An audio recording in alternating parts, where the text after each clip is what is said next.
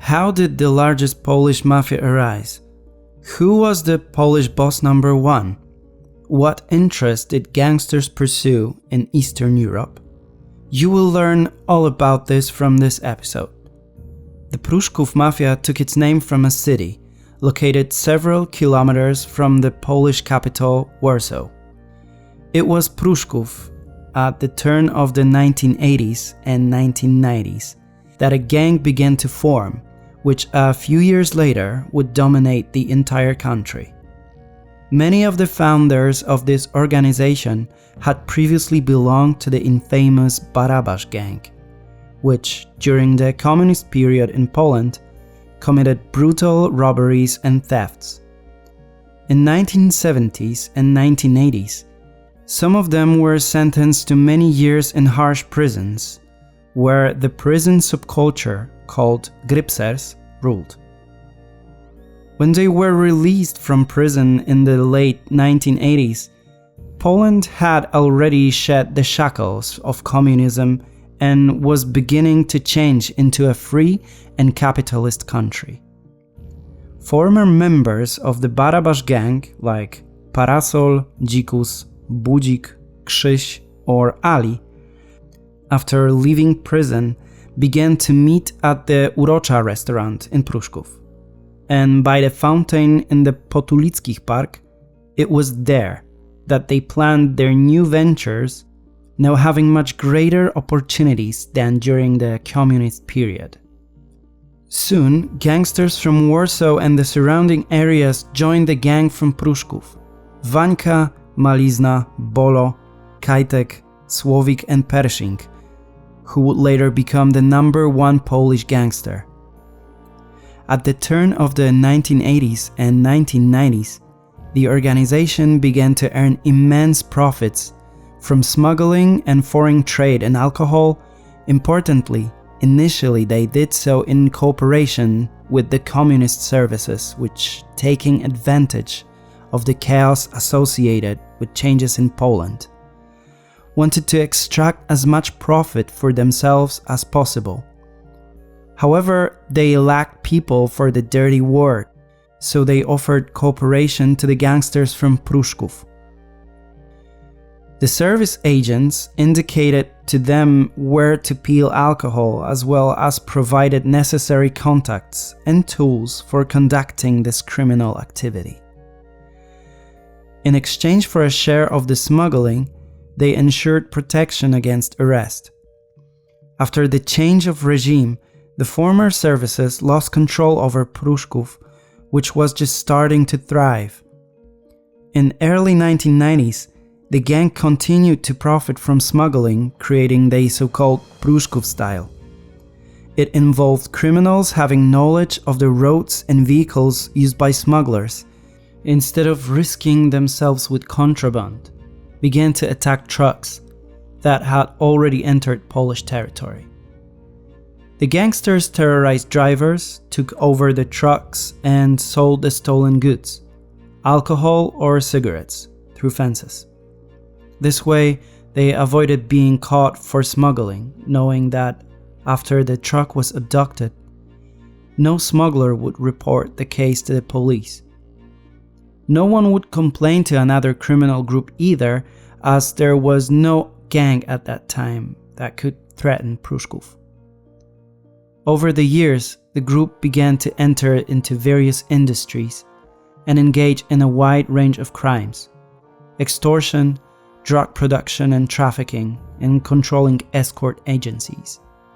The gang also taxed smaller groups operating in Warsaw involved in activities such as car thefts.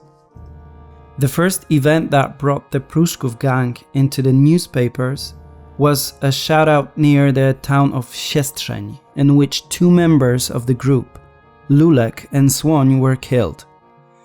Another incident involving Pruszków, which Poles read about in the press, took place a month later.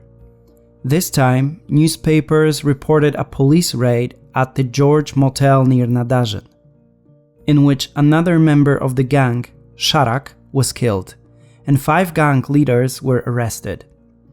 Thus, within a month, The ranks of the Pruszków gang were reduced by 3 members, and its core was behind bars. It was probably the best moment to crush the Pruszków gang in its infancy. However, that did not happen. Gangsters quickly left prisons, and the media coverage of these events inadvertently promoted the criminal brand of Pruszków, contributing to the creation of the myth of the untouchable Pruszków Mafia. In the following years, Pruszków was able to rapidly expand its influence.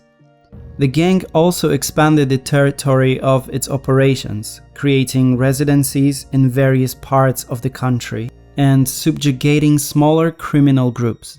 Over time, largely due to ineffective policing and passive authorities, the bourgeois Pruszków became involved in a wide range of crimes: extortion, smuggling alcohol and cigarettes, producing amphetamines, ordering assassinations, and committing robberies.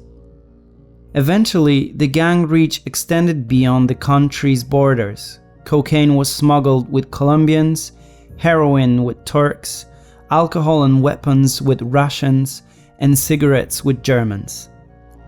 By the late 1990s, the activities of Pruszków and other criminal groups began to grow to a dangerous level, posing a threat to the country's security in the near future. With dirty money flowing in, investments were made in purchasing restaurants, hotels, clubs, land, and manufacturing plants. Besides legalizing criminal fortunes, some significant gangsters also began planning economic crimes, entering into deals with individuals who had real influence on state affairs. The end of the decade also saw a huge escalation of criminal disputes across the country, often taking place under the windows of ordinary, terrified citizens. Intensifying conflicts and the bold pushing of elbows by the younger generation of criminals also led to deaths of one boss after another from the older generation. Just between February 1998 and April 1999, the following bosses fell victim to gangland executions. Pruszków's number 1 enemy, Wariat, the boss from the coast Nikos, the gang leader from Katowice, Simon, and the bosses from Wołomin, Lutek and Klepak. The climax of those events and, at the same time, the beginning of the end of the Pruszków Mafia was the assassination of Andrzej Kolikowski, alias Pershing, which occurred in 1999 in Zakopane. Pershing, once one of the leaders of Pruszków, after being released from prison in 1998, not only rapidly gained immense influence, but also decided to act on his own without sharing profits with the Pruszków leadership. Moreover, he took under his wing Mas, who was earning very well and took profitable interests with him. However, the Pruszków bosses who ordered his execution did not anticipate the consequences of their decision. After Pershing's death, the protective umbrella lost Mas, who had mortal enemies in the Pruszków leadership, even before fleeing to Kolikowski. Now he became the target to his former bosses and decided to hide in the southern Poland as quickly as possible. However, he was soon tracked down by the police and arrested on charges of extortion from a shop owner.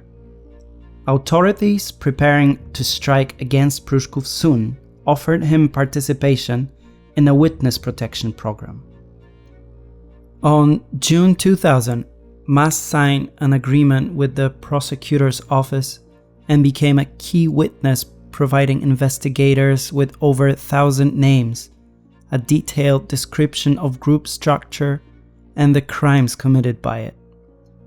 2 months later, the Central Bureau of Investigation, known as the Polish FBI, was fully prepared for Operation Enigma, a massive strike against the largest Polish gang and its branches.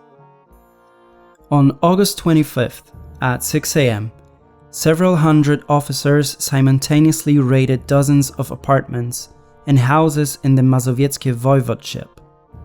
In the hands of the police were 40 members of the gang, including a significant portion of the group's leadership: Parasol, Wańka, Malizna, Bolo, and many lesser bosses. However, Malizna, Kajtek, Krzysiek, and Słowik managed to escape during the initial raid. Soon, however, one by one, they began to join their colleagues, and ultimately, the entire leadership of the gang ended up behind bars. The Pruszków trial was conducted in a specially adapted courtroom located on the premises of former military barracks. To separate the defendants from the other participants in the proceedings, bulletproof glass partitions were installed in the room, and thorough checks were conducted on those entering, confiscating their mobile phones and all means of communication. The trial, largely based on the testimonies of Crown witnesses, lasted several years. Although hundreds of people were convicted in all cases related to Pruszków and its branches, its outcome is widely regarded as a failure of the justice system. Disappointment among police officers, prosecutors, and the public mainly concerns the sentences for the gang leadership. The bosses of the group, accused of founding an organized armed criminal group, drug production and trafficking, murder, robbery and extortion, received symbolic sentences in relation to the seriousness of the crimes they were accused of. Apart from Malizna, who was sentenced to 10 years for ordering Pershing's murder, and his brother Wańka, who received an 11-year prison sentence for organizing the transport of over a ton of cocaine. The rest of the group leaders were sentenced to single-digit terms of imprisonment, from 6 to 7 years.